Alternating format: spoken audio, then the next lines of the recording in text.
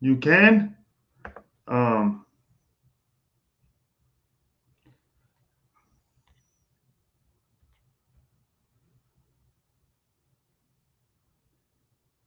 just let me know. So again, we're talking about our paleteros now. I've gotten into issues myself before, right? About that specific thing, whether or not I'm being too easy on our black and brown brothers who attack our street vendors, los paleteros. They're being attacked. Obviously, we know that.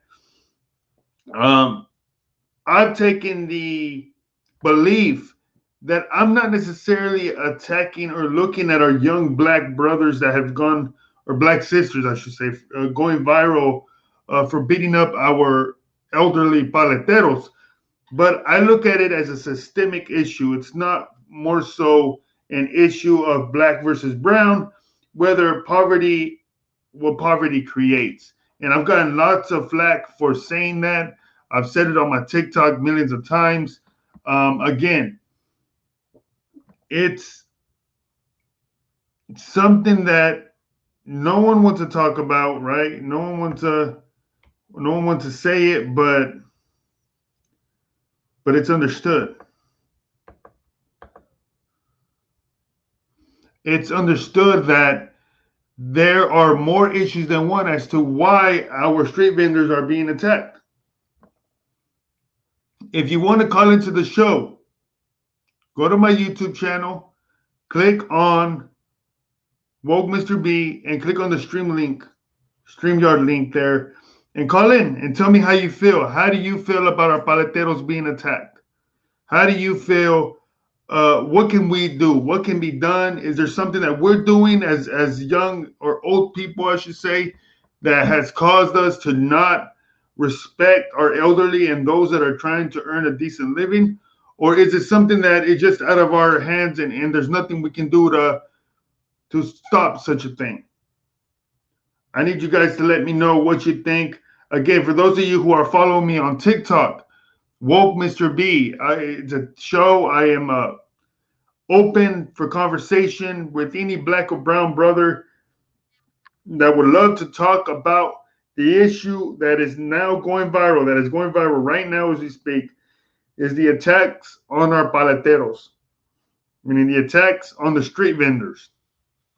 Now, it's a very uh, heated topic, obviously, because people don't like to really bring that up because it brings division, and I get that. But unless we talk about it, it will never be solved. So I ask for those of you who are following me on TikTok, those of you who are following me on YouTube, what can be done about our street vendors? What can we do to help our street vendors?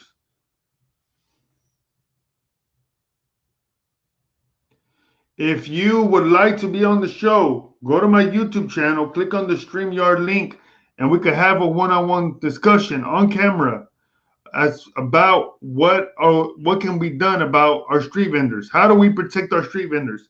Now, like I said before, I've gotten a lot of heat for stating that our street vendors are not being targeted because of their skin condition or skin color, I should say, condition, but rather because our black and brown brothers live in poverty stricken environments.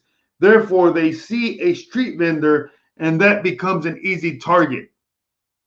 That is my opinion. If you disagree with me, go ahead and jump on and we could chit chat and talk about what you guys think is the real issue.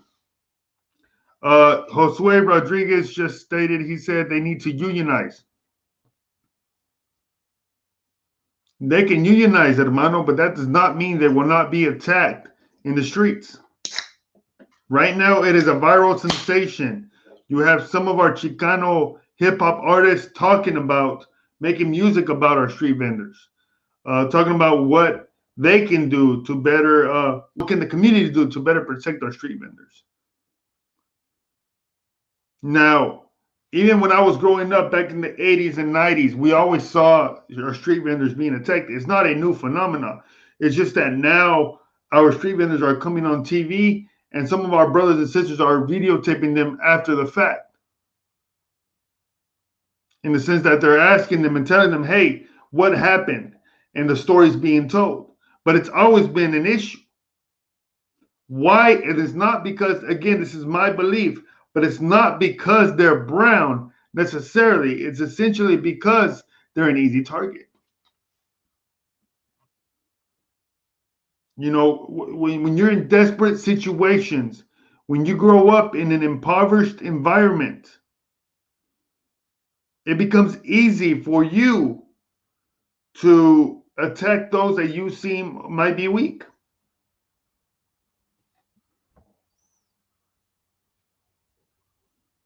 And that's what's going on. Now, I would love for a black brother or sister to call into the show um, and give me their perspective about what's going on. Because for some reason, the media is picking up that it's Black America targeting our street vendors. Again, I've stated my position. I don't believe that to be so. I think it's just a crime of opportunity.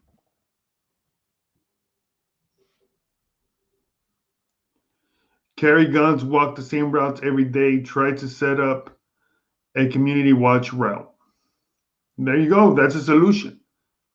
But then who's going to be setting up these community watch routes? See, this is where it happens that the people need to become filled with power and saying, you know what, I will not let this happen anymore. And it is. Santana agrees with what I just said. If you guys want to call into the show, go to YouTube, Woke Mr. B, and you can comment on there. And you can also, for those of you who show up early, I'll let you guys moderate. But if you want to call into the show, you have to go to YouTube and click on the link that's provided there.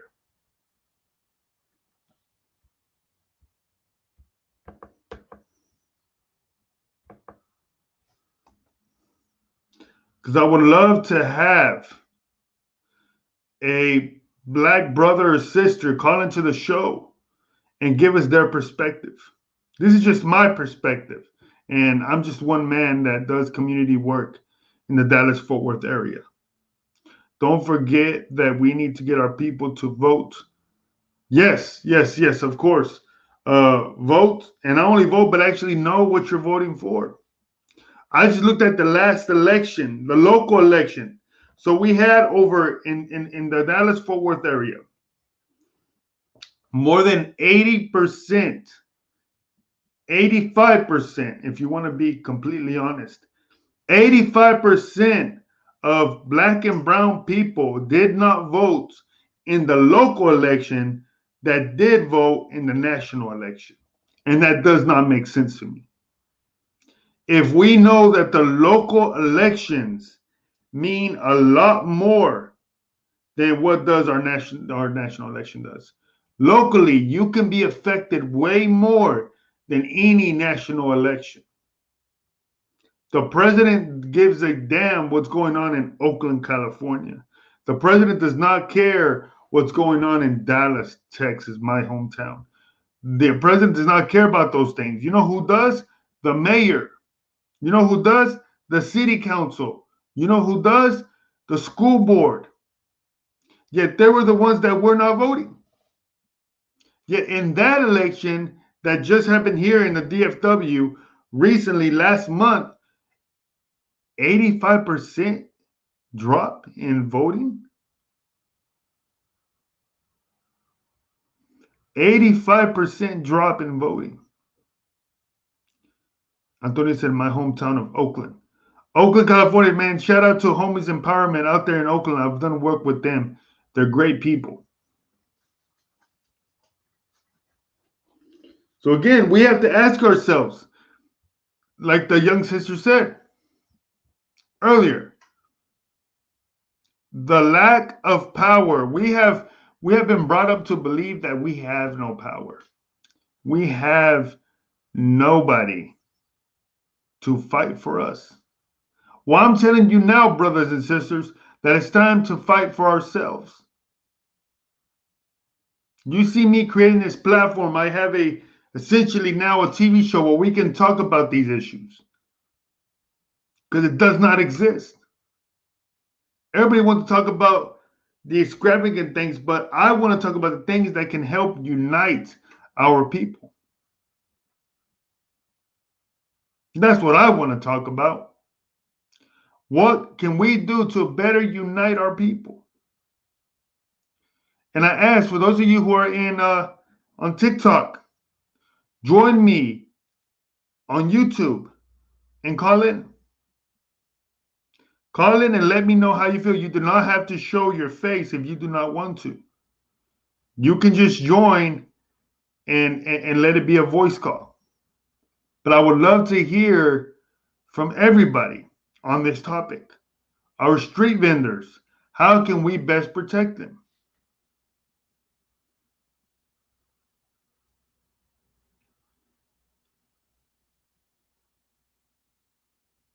How can we best protect our street vendors? Or what can be done about it? What are the causes behind it? Why is it that our street vendors are being attacked? Why is it that our palteros are being targeted? Why is the media picking up on the idea that Black America is targeting our street vendors?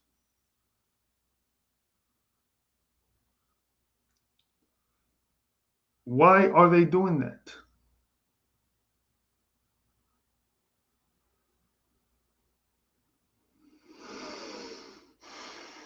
We all have beliefs of why they're doing that.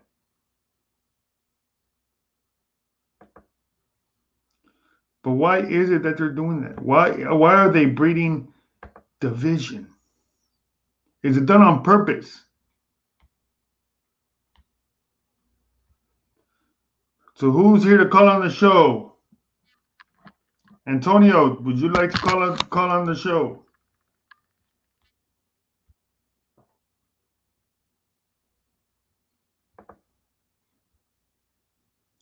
Go ahead and call in, Antonio. Join me on YouTube and call into the show. We can talk about it.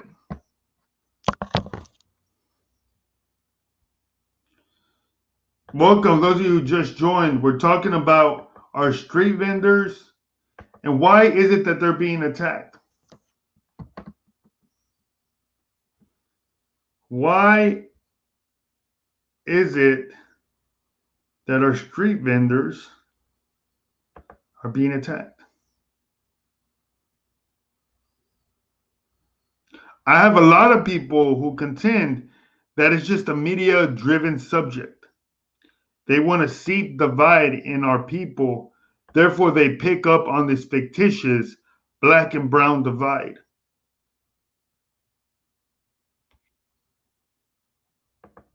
What say you on this fictitious black and brown divide? What do you think? Does such a thing exist?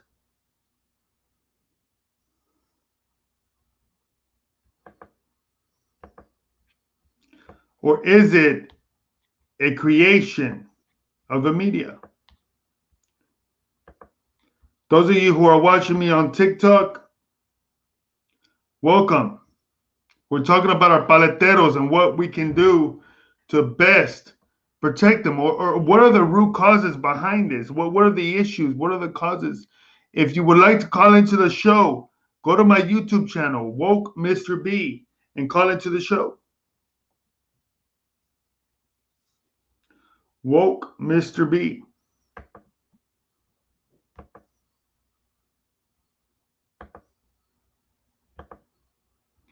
Woke Mr. B. Who's going to be our first caller? Those of you on TikTok, what can be done? Why is it? Is it a real issue? Are we really being targeted, like the media is saying, by our black brothers and sisters? Or is it just a fictitious issue?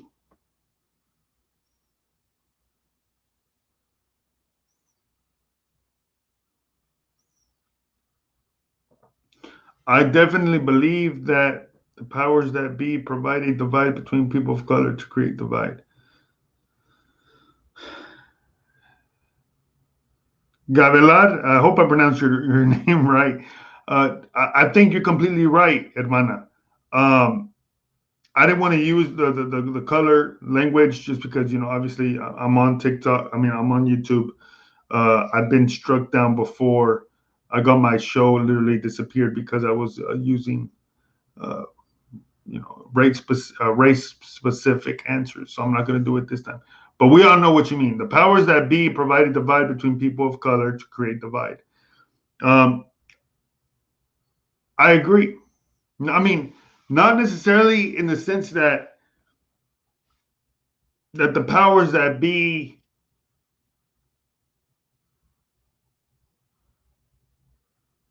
didn't mean for this to happen, right? Um, it's always been in their playbook, divide and conquer. I mean, we know that Nixon did it in the South in the '60s, right? He believed that we should divide and conquer to win elections. This is Nixon back in the '60s. So we know that the government does a lot to divide our people. And it becomes easier when you have issues like crime, where you can point at someone specifically at a crime and say, they're responsible for your downfall. They're the reasons why you guys are not winning.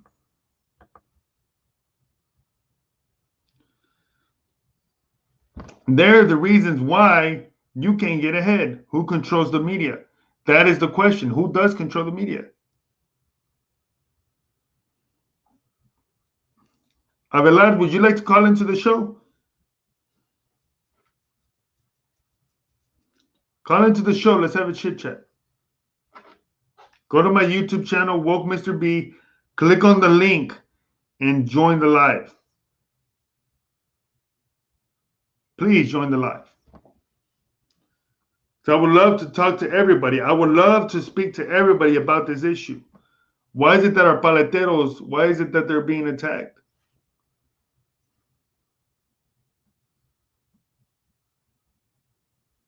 Why is it that our palteros are being attacked?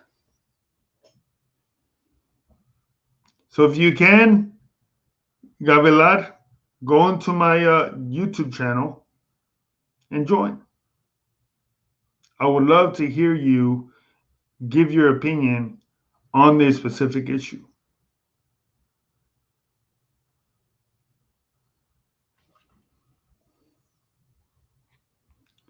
Because it is a very touchy subject. And I get that.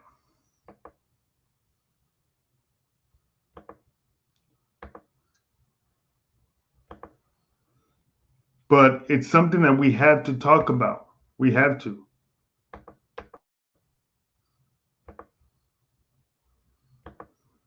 Oh, I've been giving you the wrong.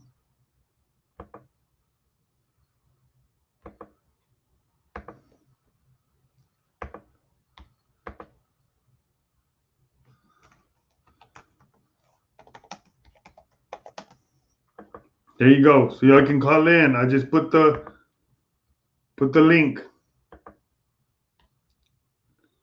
The link is in the link.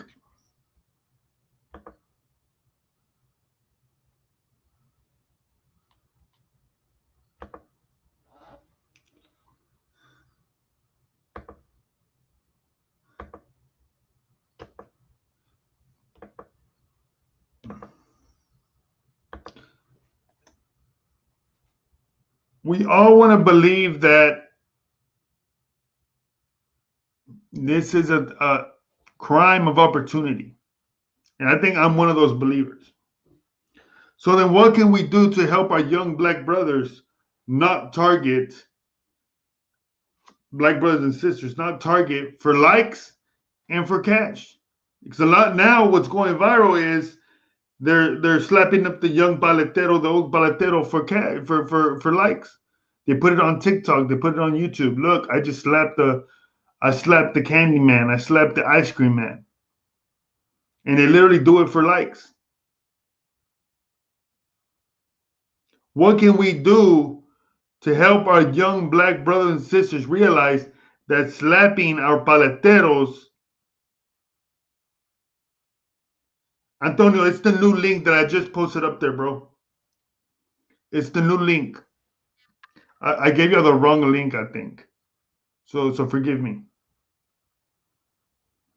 It's the newest link that I put on the YouTube.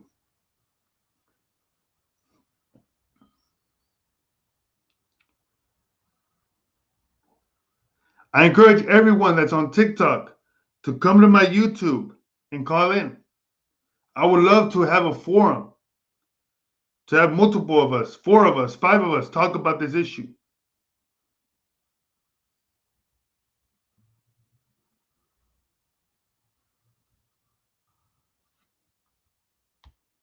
All right, there we go. Go ahead, brother. Name, where you from? Hey, how you doing, brother? Hey, we're making it, hermano. What's your name? Where you from? Antonio. I'm from Oakland, California. Hey, shout out to Oakland, man. Shout out to Homies Empowerment out there. I've been working with Cesar Teotel. I'm sure you probably heard of him out there in O-Town. But Yeah, what's your view on this, brother? actually, I got your other TikTok also playing at the same time. So now so oh, hold on one sec. I'm sorry, I'm having technical difficulties here. Hey, no problem, brother. Okay, there we go. You know what? So, from what I've seen, it's all been set up just so we prey on each other. You see, in my hometown, nobody goes. There's people that don't leave. A 4-7 block radius. That is their life. That is the life, and that's all that they know. You see, the problem is we have no educational resources in our communities. There's never been an effort to do so in the black and brown community. They like to say that they've given us all these freedoms, that they've given us everything, but how could anybody do anything with that freedom without education? Man. And so what you see specifically is a lack of resources and education in our community that's causing this effect. That's correct. And as far as see, I don't know what's going out in Dallas, Fort Worth area, but you know what? Out in Oakland, it's nothing out of the ordinary. It's like, you put two different communities together. Yeah, there's always division. There's always going to be division, but for the most part in Oakland, it really isn't like that much. Now, between the Latinos, there's big division between Latinos in Oakland. But as far as, the black and the browns, there really is not all that much. At least none that you really hear about, but it's between Latinos, And in Califas, it's primarily, I assume it'd be Mexican and Salvadorian, correct? It doesn't matter. It's wherever you grew up.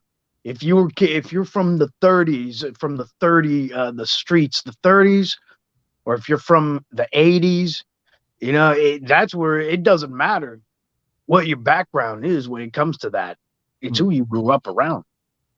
So that divide that you're talking about amongst brown people, when you see it in your community, where is it coming from? Is it out of the prison gangs? They got the Northerners, you got the Southerners. That's that's how it's been out here. And when it comes down to it, we're all the same. We're all the same, but now it's over what color rag you put on your head, what color rag is hanging out in your pocket. Yes. Now, on TikTok, those of you who are watching, I'm here with the brother. We're talking about the issue that we're seeing being played out in the media over and over again about Black America targeting our paleteros, our street vendors. Now, obviously, a lot of people believe that it's just a media created or a government created issue that they've made believe just to conjure up more division amongst our communities. If you want to call into the show, go to my YouTube channel, Woke Mr. B, and you can do the same thing that the brother here is doing. Call into the show. I would love to have a panel of black and brown women and men talk about this issue because it's affecting all of our communities. Um, the brother just is from California. I'm from Texas. Now, to get back to the brother here, I wouldn't, I don't see it primarily here in Texas, where you see an issue. Now, there's, like you said, it was never out of the ordinary for me. Obviously, Exactly. grew up in Dallas and Pleasant Grove, so we always saw street vendors being targeted. But I always saw that as an issue of them just seeking opportunity, right? They see a man Exactly. going down the street. They said, "Hey, well, that's an easy come up, right? Let me go ahead and target that guy real quick." Um, I think the issue, and there's a lot of rappers out of California that have now spoken up about this, is that they're seeing a sensation on TikTok of young black and brown, young black sisters and brothers slapping up the street vendor just for likes. They'll walk up to the guy and say, "Hey, what are you doing, Vato?" And they'll slap them, and it goes viral, and people laugh about it and whatever. And I think I don't remember that specific rapper's name, uh, but he specifically talked about how the OGs in the African American community that they see, maybe the Snoop Dogs of the world and stuff like that, they should maybe speak out about it. Um, Right. Now here in Texas, again, we have, like you said, DFW. We have a very close knit.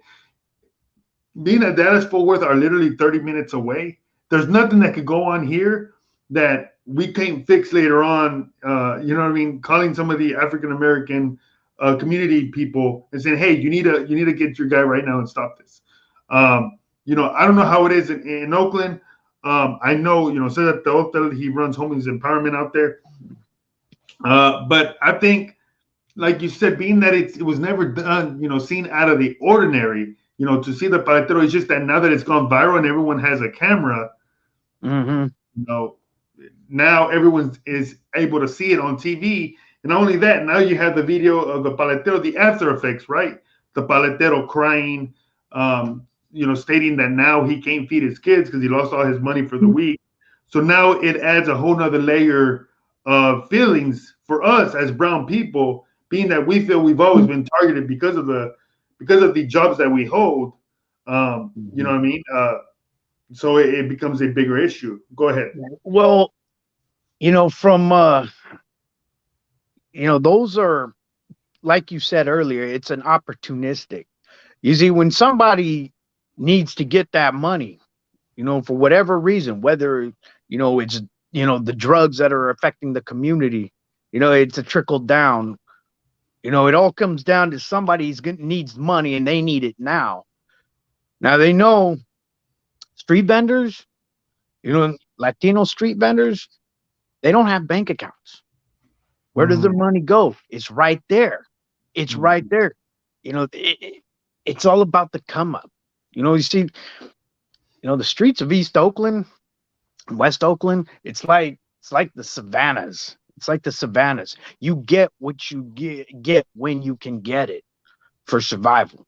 Now folks that are affected by the drug community or are affected by hunger, trying to feed their kids, whatever it may be, they need to get the money and they need to get it, now, and that is the easiest target is a vendor, you know, with a lot of cash. Right. So everything is there and they become an easy target. Now, is there anything that we as a brown community do to help those brothers that are out there working that are being targeted? And I don't, at least not over here, but I've heard that in other parts of the country, that's how other gangs got started because it all started as a band together to protect each other against robbery. And what do you know? You got yourself a new gang, that evolves into a new gang, you know, and yeah. So as far as what we can do, I'm searching for answers on that too. I'm and when it comes down to it, this is all trickled down, from the top. You know what I like to ask folks that believe that, you know, that the systematic racism and oppression that isn't real. I like to ask them, when in our history has the black and brown community ever not been in bad shape? That's true. Never. And even, I mean, I don't know how old, and I wouldn't presume to know how old you are, brother. But even in your day, was there ever a sense of black and brown unity? You know, and that's the thing out here. It's a little bit different, though. You know, it's like, see, you know, I didn't experience any kind of division between black and brown people, you know, not in Oakland. You know, not in Oakland. You know, it was always about where you were from. But you know what, from the Mm, most part, or for the most part, it also depended on which gang, you know, someone was running with. You know, like a lot of the Southerners, you know, they were very prejudiced towards blacks, but Northerners ran with blacks. So it really mhm. all depended where, you know, what part you came up in. That's true. That's true. Yeah. So I was able in my work with the community and my work with a lot of different groups. I've been able to bring. I brought to the DFW rapper very popular in California named King Little G. I'm sure you probably have heard of King. He's well known amongst Sureños in Sureño rap. He's a member of one of the larger Latino gangs out in California. So I even posed him the same question. I said, how can we? And the one thing he kept saying over and over was, you know, Mr. B, it's street politics. Mr. B, Yeah. street politics. So I always told him, you know, so when does the streets, when does the prison get to dictate what the streets do? You know, how have we got into a community? How have we got into a point where the prison population of those individuals who are criminalized, are incarcerated, get to dictate what individuals do out in the street? I believe that to be, you know, what I like to call street capitalism. You know, Mm, now street capitalism, it goes right into the hands of the people who are supervising the folks in prison. You mm, see, mm, nothing gets out it's really hard to get things out into the street unless you got somebody on the inside helping. You know, but right. you know, it is weird to think about that folks are that powerful when they're sitting in solitary confinement.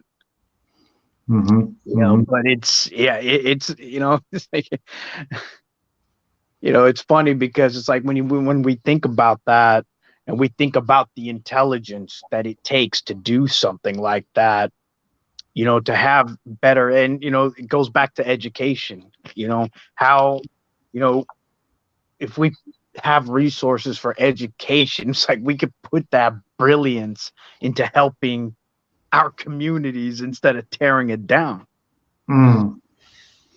Yeah, so and I fully agree. And not only in that education is the key to kind of help unify us, but why isn't that? I mean, at least here in Texas, I don't only speak about things that I'm doing here. Here in Texas, we have a lot of uh, programs that have been, and primarily in the DFW. Obviously, I can't speak for the greater Texas. I don't know what's going on in Raleigh, Texas, or El Paso, or whatever.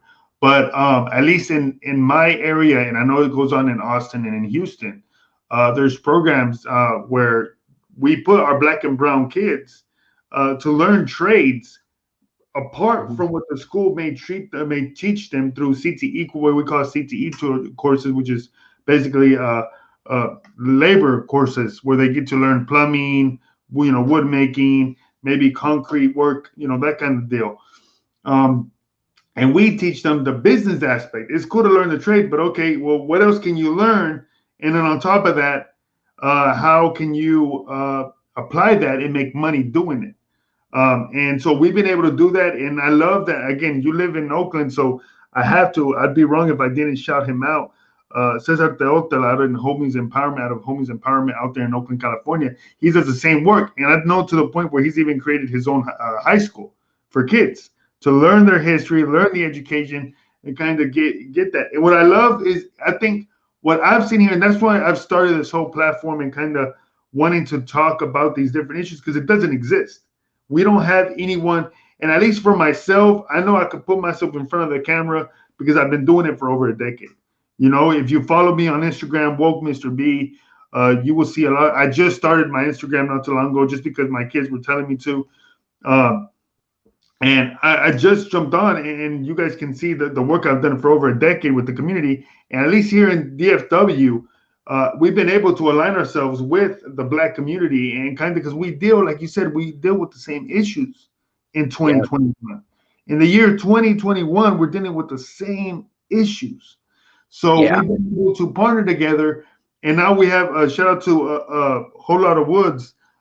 He has started a boxing campaign, a boxing ring where, if we know individual kids before they start shooting at each other, hey, put the gloves up.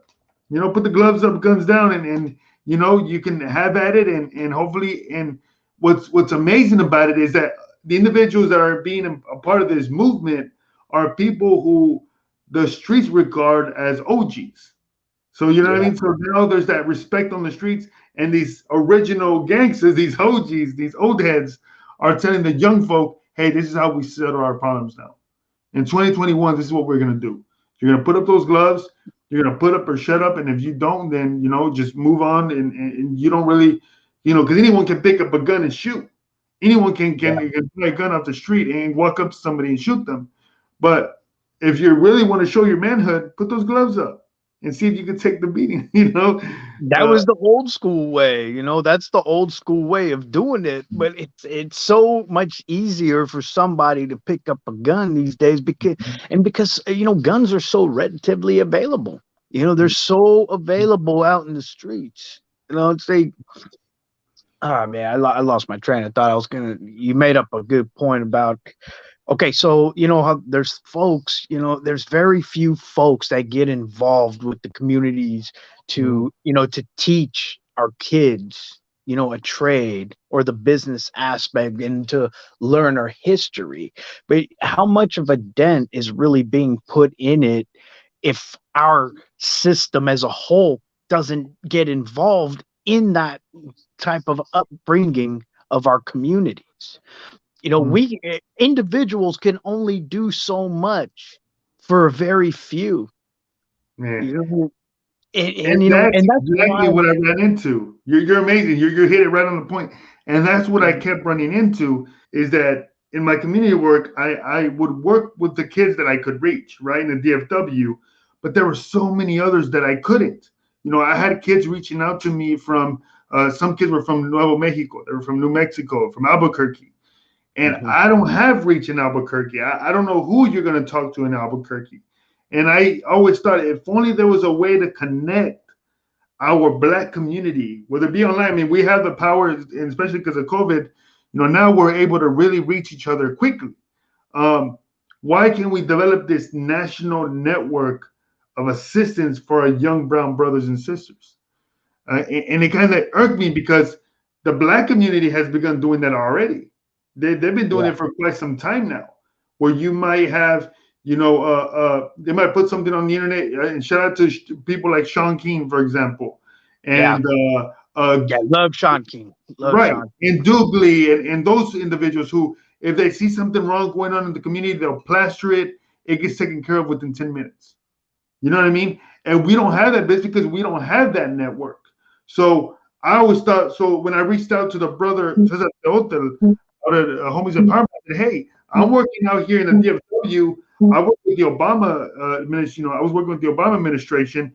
Why don't we set up a program, which we had it back in the day. If you look at our history, we had La Lancia, we had, Raza Unida, those kind of political parties or political movements where they were trying to develop a way of uniting our resources to help our young people. Because there's no reason, and that's why in the logo that you see, it's that I had created shows a brown man jumping from California to Texas. And it's not because I'm saying it, what I was specifically trying to state with that picture was that California showed us how to unionize, how to come together, Because even in the prison system, they were able to say, hey, we need to come together. You know what I mean? Even when the criminals were taught, hey, if we're gonna make it out of here, we're gonna grow as a people, we gotta come together. And Right. so once we picked that up and brought it here to Texas, we picked up that idea and we start seeing a lot of political parties here, and then the Republicans and Democrats kind of divided us up. But Hmm. you know what I mean? At the end of the day, if we could create a national network, like you live in Oakland, California, if I have a young kid tell me, hey, I need help out in Oakland, hey, well, let me plug you into a resource I know of a brother out in Oakland. You know what I mean? We've had organizations, but not at the ground level. No one's doing the community work, like you said. And it's like a Right. young sister told me here on TikTok. She said, well, it's because the money isn't there, Mr. B. And Yeah. that's right. But you know, when you have an organization and you know, doing this work for over a decade, I got to see how and where the money is. The money lies in the prison, in the police organization, in the prison system. You know, Yeah. here in Texas, I've been able to reach out to for example, the law enforcement and say, hey, do you want to stop crime? Then help our organization give out backpacks. Help our organization, you know, train these kids. And we even, you know, lifted up and started what we call the Explorer program here, which is essentially young people learning how cops operate. Because you put that knowledge in the street, even if it's just one young brown brother, he now knows, hey, hermano, calm down, sit right there. This is what's gonna happen. We don't even have that, brother. So that's No. what and that's what I was telling the brother, our black brother, that the reason why black kids are being shot in the street because they don't know how to interact with law enforcement. Yeah, Teaching them no, how to not interact. many people do because, you know, in that community, they don't really know how to, especially when half of the police force, you know, doesn't know how to handle, you know, folks that are, you know, with that mindset, you know, and that's why, you know, police are undertrained, you know, or severely undertrained, you know, to handle. I mean, look, we're talking about, you know, that what is the average? What, it's like 800 hours or something Mhm. for training on police to handle the toughest situation, you know, the most hard-headed, you know, the people that are in the dumps of their lives, you know, whether they were brought up or, you know, they just had a bad time, you know, and they are expected to handle all those situations by one textbook, you know, what's in the one textbook. Um, and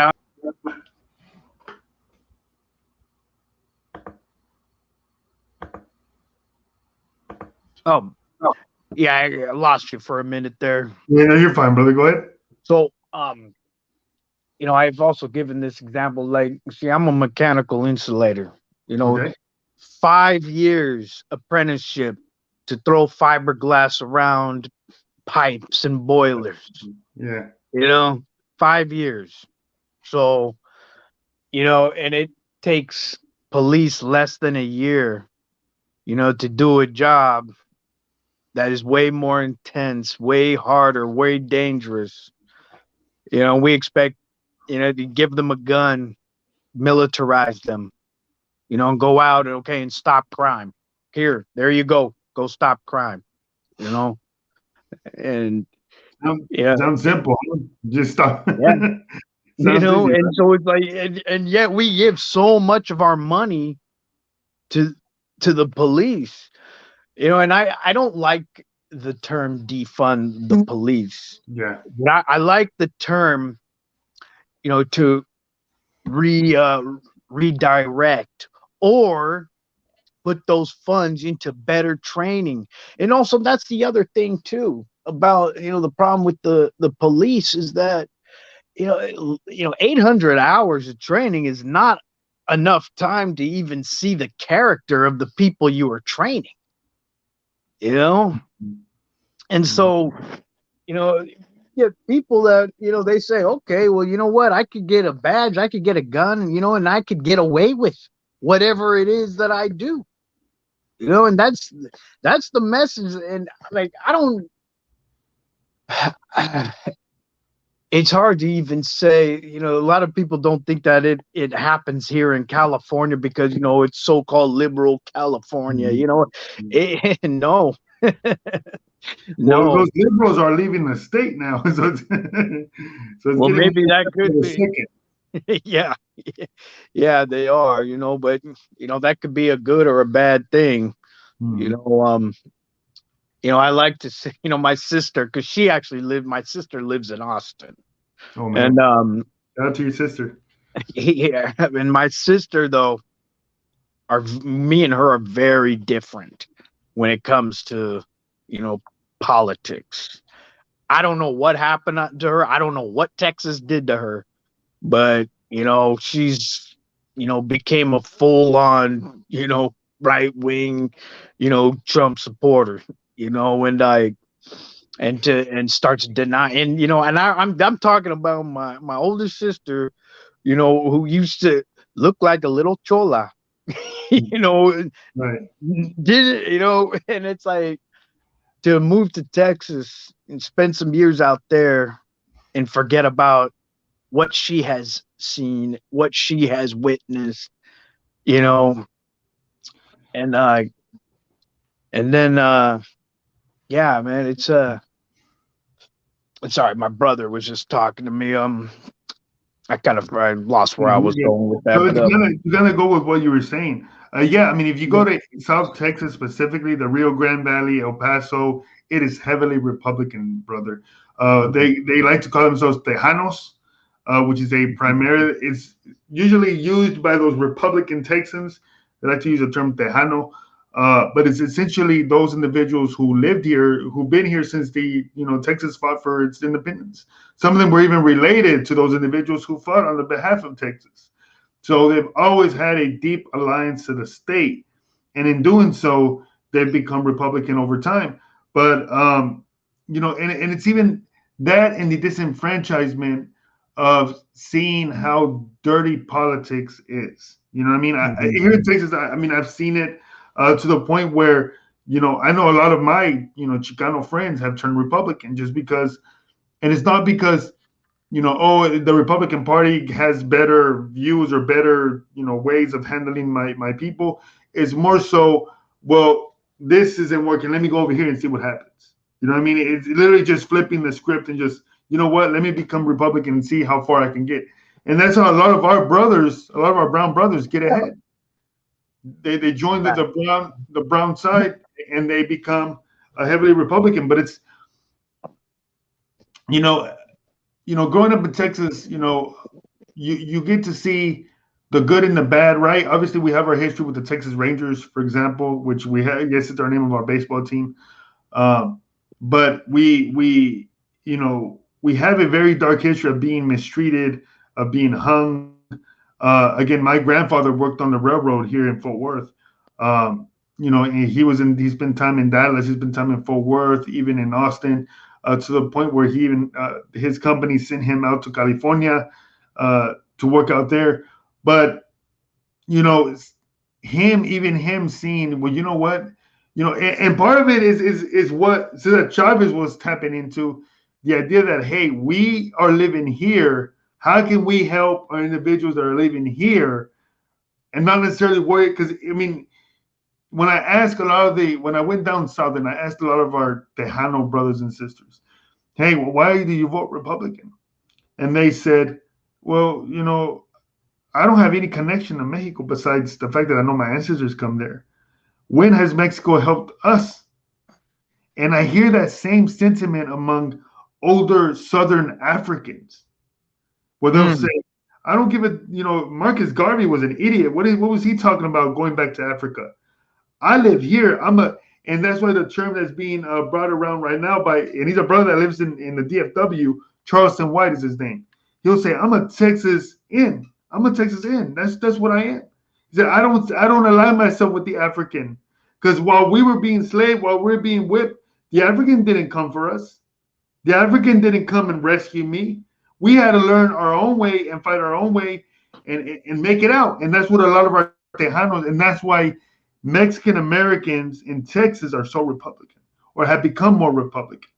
And because of that, and the ones that aren't are those first generation Mexicanos like myself, who parents literally, I can remember seeing, ICE come to my front door Yeah. and, look for my father, my mom, not wanting to go out after certain hours because the rumor was that ICE was at the local, tienda, you know what I mean? So I got to experience that. But those Tejanos that been here 2, 3, 4, like our children and our great grandchildren, they'll have no recollection of this. So they're going to be aligned with the American way.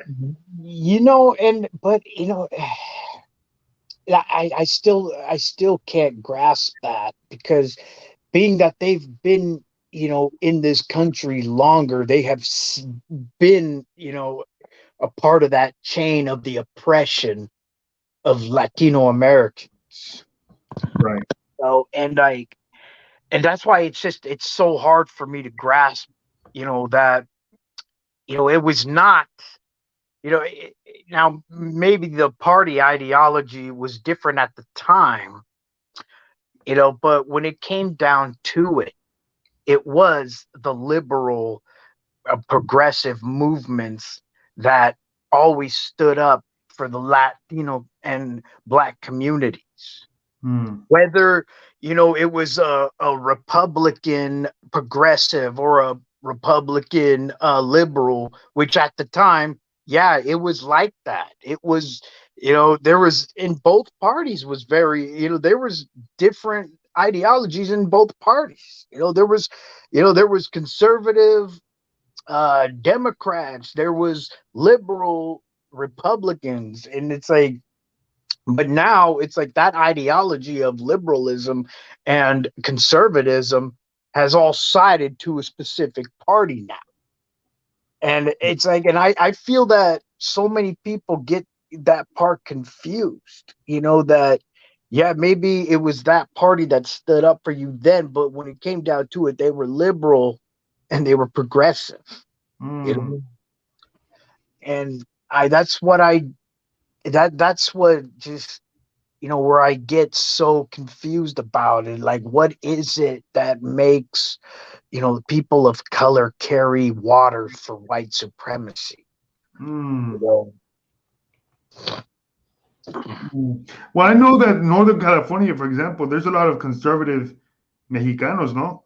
I know because I know isn't that where what's his name that was out there running looking for information for Donald Trump? Uh he's a Mexican descent, is he not? I forgot his name. I don't know. I don't. Man, Doesn't ring a bell. what's his There's I know. I think I've met maybe a handful of Hispanic Trump supporters. In my area. I mean, I know they exist.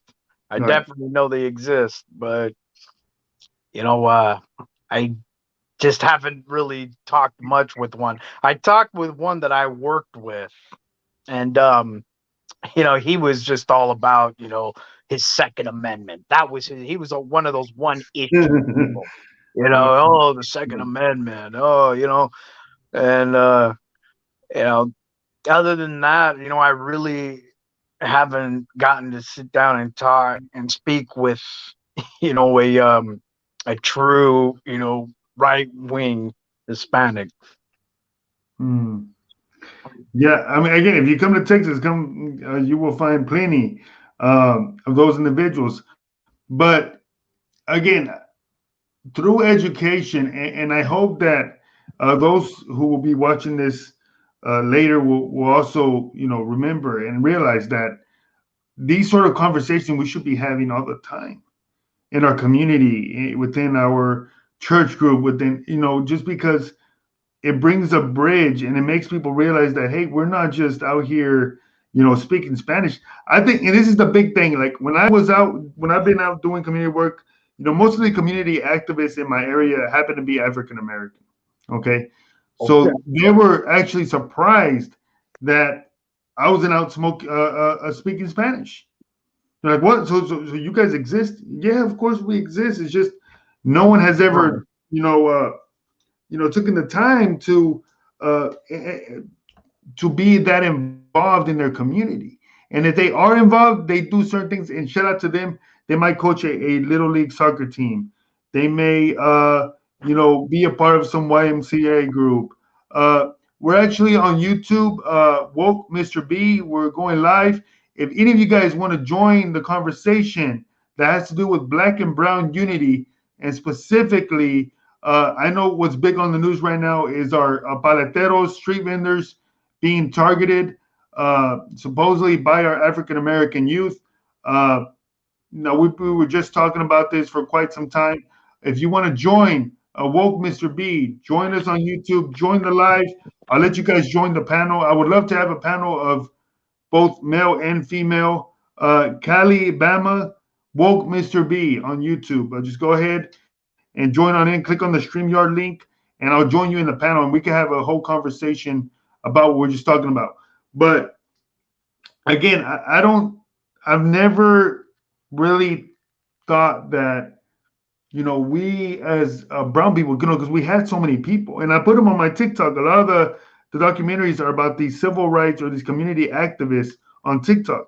Uh, we had so many in the 60s and the 70s and the 80s, but once Chavez Yeah. died in the 90s, you didn't have anybody. No one stepped up to pick up what Fred Hampton and Tijerina were talking about. Was creating a black and brown alliance. That thing died out, and Yeah. Jesse Jackson kind of picked it up with the Rainbow Coalition. But that was the whole talk about unification and working together for the betterment of our people, that was thrown out of the trash. You haven't heard of it since. The 90s, I think, was really hard, when it came to that unity. And the 80s was even harder. The 80s was even harder. But it's I think back to when I was a kid and when I was a teenager, when gangster rap was the was what came out, in our communities. It was the gangster rap. It was the gangster rap culture, and and that changed a lot of progression, that was being made in our communities, because then, it became a badge of honor, in our communities, to, when you put in work, when you are able, when the kids are idolizing, these guys in the OGs in the neighborhood, the ones that have been in and out of prison, that have earned those stripes, and like, I feel that that's where that progression ended, and there's always been something to come into our communities.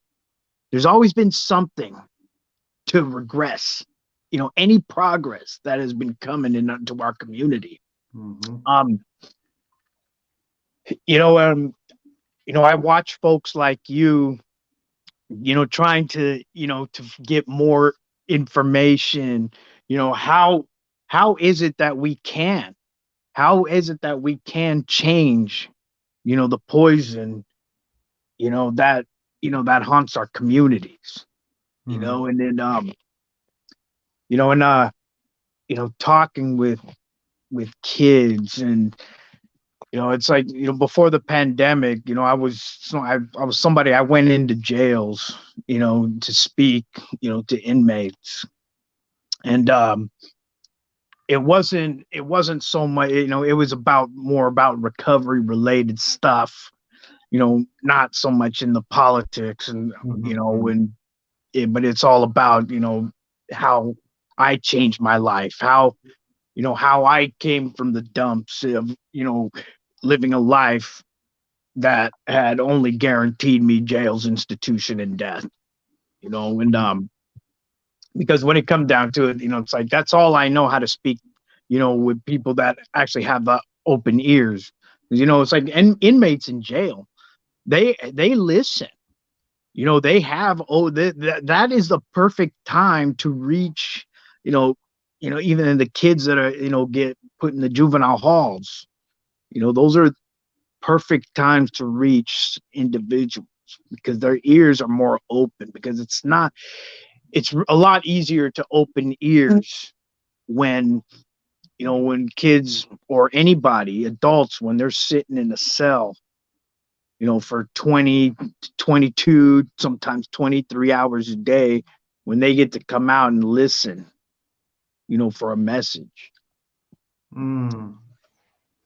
That's when they have all the time to listen. Exactly. And to have someone like yourself, which shout out to you for doing that, brother, because it's volunteer time and you're doing it because of your heart and you wanting to help those young kids or those young people, I should say. A lot of times these are people who have been institutionalized, and even though they might be even 28, they're really kids in their mind. A lot of them having, I mean, for example, I just got through 2 weeks ago. I went to our prison system and out in Huntsville, Texas. And I was talking to a young inmate. He's been incarcerated since he was 12 years old. He's been in and out of JV, and now he's in the prison system. And he said, Mr. B, I don't even know how to put on a. And this guy is now 28 years old. And he said, I don't even know how to put on a condom, Mr. B. Things so, we would regard as simple. They have never even experienced it. Yeah. And to have people like yourself go in there and say, hey, I'm not here to talk about your politics or whatever. I just want to let me show you how you can come out of here. What are some steps you can take? Because I think especially our young brown brothers and sisters, when they come out of these institutions, they say, okay, well, what do I do now? And all that, like I've always told a brother out here that works, Charleston White, I've always told them, all these kids are looking for is hope. Give them hope. The idea or the belief that once I get out of here, will my life be better when I get out as a result of me being in here? And like I told those young individuals, well, you have all the time in the world, and that's why now you see a rise of colleges going into these prison systems, and giving them certain degrees and whatever. But they exist. And you just brought up another thing that that has eaten up so much time of my mind too, is that the way our capitalist system works here in this country, it's a prison is a business. It is a business. It is privately owned. Mm-hmm. And there is no profit in rehabilitation. You see, we get non-violent offenders go into prison and they become violent offenders. They become, it is more of a college of becoming a better criminal, of becoming a more notorious criminal. And then it comes down to, who is it that is going to prison the most? It is the black and the brown communities. People of the black and brown communities are the ones that stay in and out of prison. Mm-hmm. And man, that's deep. The idea that we know that there is no money to be made in rehabilitation. Yeah, so there never is. The same thing with our healthcare system. There is only money in the treatment, the so-called treatment. Mm-hmm. That's it. And that's it. Mm-hmm. That's one that gets my blood boiling. That's one, because what? It doesn't matter about the well-being of our people. Mm-hmm. It never has been. That is, what? Anybody who's watching and listening, you could call me a little commie bastard, whatever. But the fact is that is made possible by predatory American capitalism. Mm. And so, yeah, that's no. And again, speak your truth, brother. No one's gonna call you here a communist or a capitalist. I literally was on last week, 2 weeks last week. I was on the Free Aslan radio show out in Oakland. I don't know if you have heard their radio show. It is nothing but Chicano communist. And they were like, "Hey, just warning you, just warning you that we are a pro-communist radio show." And I was like, "Hey, I have no problem with that. If you're communist, black, white, Nation of Islam, I've done work with Abel Muhammad out there in the Nation of Islam. I don't have any sort of care what your political or religious or any sort of philosophical uh, opinions are. To me, it's how can we better. And I don't have all the answers. I don't profess to. So if we can get more ideas and more philosophies such as your own in our heads, maybe we can find a solution. And every community is different. Every Yeah. city. So I've always been flown around. Like the other, last year I was flown out to Kentucky, uh, where Diego said, break down corporate capitalism and engage in a capitalistic entrepreneurship that puts the individual first instead of corporations and corporate favors. Mm, mm. Diego's, if you call into the show, we can have this talk. You could probably, that's deep, but if you can call into the show, I'll put you on our panel with me and the brother here. But you know, uh, it's it's very intriguing to see that when I went out to Kentucky, because they heard about my brother Skipper, they heard about the Obama program. The program that we're running out in Texas is very successful. We have a 100% graduation rate. They have very low chances of recommitting any sort of malicious behavior in school. We have all the metrics that you want in a program. So they're like, hey, we need you to teach us how we can do that here in Kentucky. So me and the director, we flew out there, and we were telling them, well, this is what we do, this is how we do it, et cetera, et cetera, et cetera. The issue that we were finding was that those kids in Kentucky, the way we were going about things were very foreign to them. For example, and I think it works in Califas as it works in Texas. A lot of our young people just want to be a part of something, right? They want Yes. to be able, they want to belong to something. So that's what I was telling the Kentucky council member was that we give them, it's almost like a fraternal system where you have your big brother, you have your big sister, you may have mentors, which you in the streets you would call your OGs. So you always have someone that you can, bounce off of. And I'm like in Texas and in California because I know the homies empowerment out there in Oakland, they do it all the time. It works for us, and so they tried that in Kentucky. But see, in Kentucky, they don't have any gangs. So a Mm. lot of the kids are popping pills, they're opioid addicts. So it's a whole other plethora of issues. That whereas in our communities we may have gang violence, maybe some, crack, cocaine usage, maybe they're popping mollies here and there, but it isn't what I was telling the council member out there, you need some mental health experts out there Yeah. because this is just drug usage issue. It's not the lack of mentors or the lack of of people listening to the young kids and teaching them their history and teaching them that they're great. No, this goes beyond that because mom and dad are home. Well, Mom and and dad are home, and you have mentors. It's something else, and I and don't that's know the what that is. thing, and that's the thing about, the drug problems. It's you know, for majority of people who are hooked on drugs, drugs is really not the problem. It's their solution to what the problem is. And that's something up here, like you said, mental health, mental, emotional, whatever could be causing the root because and I had learned that from my experience. It's like I learned that, it's like there was a a deeper issue with me because as me, I am a recovering drug addict with over 8 years clean. And and it's like, and I had learned from my experience in recovery that, yeah, once the drugs had left my body, the problem was still there. And and getting to the seed of that problem, was it was the challenge. That was the challenge, and that's not something that there's a lot of resources too. Now, you have a lot of these doctors who read the books or whatever, but you know what? A lot of them, they don't know how to really deal with the problem unless they've gone through it themselves. And I think that, so it's like,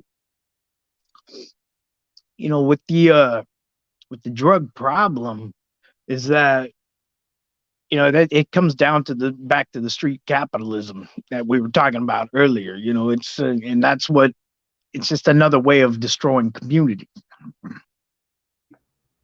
Yeah. No, definitely. And even that, just to go, because obviously we know communities, such as those in Oakland, and I saw a documentary not too long ago about, and I'm going back and forth because I have questions on TikTok, so I hope you don't Oh, that's mind. fine. Yeah. Am I also And on TikTok right now? you're on TikTok? Well, you actually know, I started watching you on TikTok, and then I came over here to YouTube. Man, brother, let me tell you, it's so funny how this thing starts. So I literally so I've been going, so it started in the, we call it the Juvenile Detention Center out here, Lou Sterrick. I was out there and I was doing my thing, and the kids were saying, "Hey, Mr. B, like, why don't you start a they said YouTube, TikTok about what you talk Yep. about." I said, "Well, what do you mean? Ain't nobody want to hear me talk." And they're like, "No, Mr. B, like, you don't understand. This doesn't exist, Mr. B. There isn't someone talking our history. Like, this is the first time I hear about Tijerina. This is the first time I hear about, the horsemen, the four horsemen, and Domingo Garcia, and these individuals that have been fighting for our rights for quite some time." And I said, "Well, I'll guess I'll do it." But I said, but in order to add more credibility to what I'm saying, I'm gonna go ahead and I'll put individuals who are credentialed to say what I've been saying. Because and people always like, why do you put these documentaries, Mr. B? Why do you? If I put myself and I say Tijerina XYZ XYZ, they say, oh, that's your version of history. Who are you? What makes you? Now I do have a background in history and criminal justice. I can always bounce off that. But if I put a Anglo man speaking the same thing, they're gonna say, oh yeah, what he's saying is true. Well, what they're saying, oh yeah, that's true. And it's so funny how we take that, but it's the truth. Yeah. Where you might have me and you can say a certain thing, and our people won't believe it. But as soon as a white man gets on there and says the same thing, oh, whoa, that happened. Whoa, and so that's why I did that. And so just starting this, I started getting connected with a lot of the individuals that do this kind of thing for a living, like Cesar Teotel. He reached out to me. I'm in Dallas, Texas. He's out in Oakland, California. Yeah. But he was able to say, "Hey, I love what you're doing on TikTok, brother. We need to link up." And so that's why I was telling him, if I'm able to create a national, or if we're able to create a national alliance of people like yourself and I, where we can help our young brothers and sisters grow and learn their history as a result, man, that would make the world of difference. It would. It really would. And it's like I didn't. When I woke up this morning, I didn't expect that I was going to be on a live No. stream chat. It's like I was just going through TikTok. I came upon your video, and it's like, and I've always wondered, where my voice, because you know what, my voice is not very loud. I mean, it is, but it's not. Like you Right. could, so it's, I'm, to a lot of people, I'm just somebody that goes on Facebook for a rant here and there, and even more in 2020, and but it's like, I don't know how to, I don't have the resources. I don't know how to put my my passion to work, in my community. I don't know, as and it's like, you know what, I see a lot of young kids and grown ass men too that, you know, they come out of prison, you know, they, and we you were talking about this earlier. It's like, you know, they come out of prison and they don't know how to take care of themselves other than what how they know how to. You know what got them in there. Mm-hmm. You know, and you know, I could always share my experience, you know, and my strengths, you know, my hopes. And, you know, when it comes down to it, and everybody's got their journey, and it's like, you know, for us to, you know, to present more ways to help people upon their journey, you know, and when there's not a lot out there, you know, it's like, I don't know how to, you know, do anything other than, you know, tell my story. Where, which you just reached, talked about something that I will be sharing. You know, because I've been asked that myself. Hey, Mr. B, how do I get started to do what you do? Well, what are the tools? And I've shared some of it on some of the podcasts that I've been a part of. You know, like the Latino Mike podcast, Health, Hustle, and History podcast from a brother that runs Devil Dogs Micheladas out in California. He runs that chain. Shout out to him. He's a big supporter of the program and what we do here. But I'm going to be sharing that tonight, 9 p.m. Central Time. I'm going to go back live on here, and we're going to talk about that, how we can get the rest of our people in doing what I do for a living.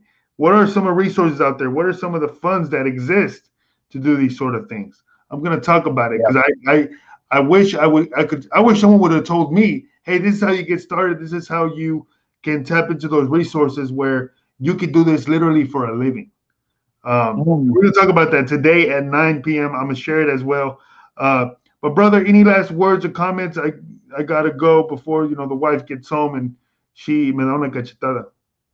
You're going to be on at 9 p.m. Central Time, I'm Correct, assuming. correct. Okay. 9 p.m. Central Time.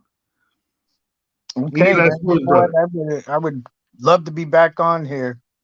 Definitely, yeah, Um, yeah. Call in and I'll put you back on, brother. cool, cool, man. Hey, it was a pleasure to be on here and speak with you. And, you know, and shout out to anybody who's watching on TikTok too. You know, I found myself in this stream right here from just scrolling through TikTok. That's right, hermano. But that's it. Mm. Thank you guys for watching. If you guys are on YouTube or Instagram, Woke Mr. B is a name. You can find me on Instagram, Woke Mr. B, and on YouTube. That being said, que viva la revolución. Till next time, I'll see you guys tonight at 9. Every night, I'm going to try to keep it clear, 9 p.m. Central Time every day. I'm going to go live and we're going to keep talking about these issues because if we don't do it, who will? We need to stop Exactly. waiting for Superman. Let's become Superman.